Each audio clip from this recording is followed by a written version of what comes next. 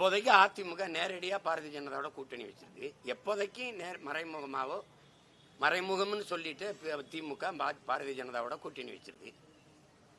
அவர்களே பேசியது இருக்கு. ஐயா முன்னாள் முதல்வர் ஐயா கருணாநிதி அவருடைய காசு நாணயம் வெளியிட்டப்போ, ராஜ்நாத் சிங் வந்து வெளியிட்ட போது, அம்மா ஜெயலலிதாவுக்கு காசு வெளியிடும் போது அவங்க வரல, கூட்டணி வச்சும் கூட வரல.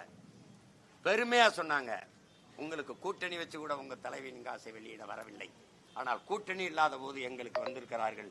அப்படி என்றால் உண்மையிலே கூட்டணி யார் சொல்லுங்க? உண்மையிலே கூட்டணி யார்? ஐயா கருணாநிதி ஒரு நினைவிடத்தில் போய் கும்பிட்டு அப்படிலாம் வந்தது யார்?